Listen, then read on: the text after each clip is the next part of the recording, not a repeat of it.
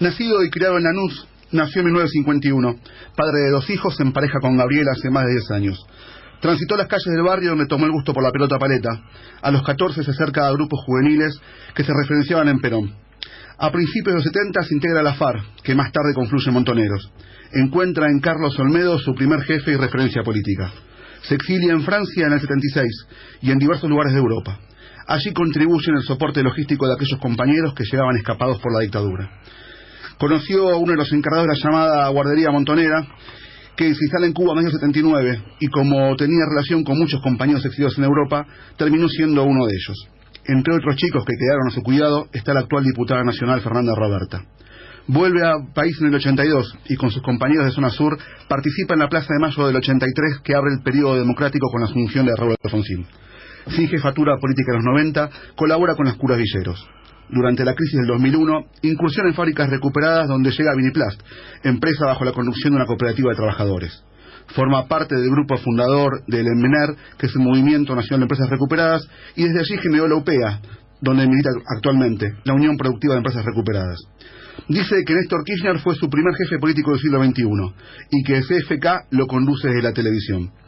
Hoy sigue en UPEA, participando activamente en las luchas de la economía social. Con nosotros, en segundo semestre, Hugo Fusek. Bienvenido, Hugo. Buenas noches, compañeros. ¿Cómo están ustedes? ¿Qué tal, Hugo? ¿Cómo estás? Bien. ¿Qué te pareció la biopic? ¿Te sentís representado? ¿Agregarías algo? Sí, sintética, pero bien. ¿Agregarías algún dato característico? No, está bien. Contanos, como para empezar a conocer tu historia, ¿qué recuerdo tenés de tu infancia? No, de mi infancia, el recuerdo que tengo son las calles de Lanús, el paso de tranvía por la calle Pringles, los petardos que poníamos en las vías para hacer enojar al conductor de tranvía, las fogatas de San Juan. Haciendo lío de chiquito. Y de chiquito, sí. ¿Cómo percibía un pibe de 15 años, empezaste a ser militar? Sí. ¿Cómo percibías a los 15 años? ¿Esto era el año? ¿Qué año era más o menos? ¿65, 6? 66, 67, sí. ¿Cómo percibías la proscripción del peronismo? ¿Qué entendías vos de política en ese momento? Mirá, yo de política no entendía, digamos, no mucho, pero mirá, yo tengo 2 recuerdos de muy chiquitito. Yo vivía a 3 cuadras de la regional de Lanús, la segunda. Y recuerdo que cuando cayó Perón, un día íbamos caminando con mi mamá del brazo, me llevaba de la mano y se escuchaban gritos. Y yo le digo, mamá, ¿qué es eso? ¿Por qué grita la gente? No, nene, dejate, parece, no es nada. De ahí fueron fusilados gente del 56 en la Regional 2 de Lanús. Y la otra cosa que recuerdo muy fuerte es un levantamiento de azules y colorados y los aviones pasando por encima del techo de las casas, yendo a bombardear del otro lado de Lanús a Radio Argentina. Esos son los primeros. Yo no sabía que tenía que ver con el peronismo. Mi mamá era peronista, como eran las mujeres evitistas. Y bueno, es eso. Mi primer acercamiento al peronismo es ese. ¿Y cómo llega un nene de 15 años que ponía petardos a militar con Olmedo y a referenciarse con Olmedo? Yo Olmedo lo conocí intelectualmente, digamos. No tuve la suerte de conocerlo personalmente porque, bueno, encima lo mataron y murió joven. Pero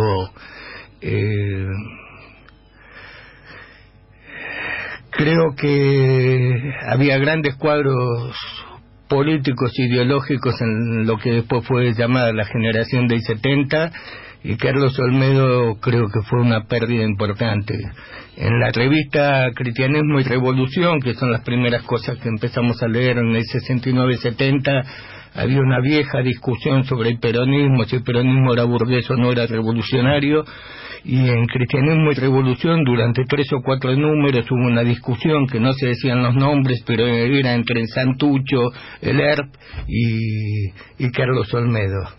Y donde Olmedo planteaba que el peronismo no era un club, que era la cuna de la revolución.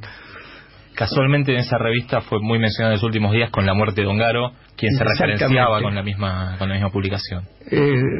Toda una generación de la resistencia peronista, o la continuación de la resistencia peronista, y todas las organizaciones revolucionarias, armadas o no, que fueron creciendo al calor de los 70, tienen mucho que ver con cristianismo y revolución.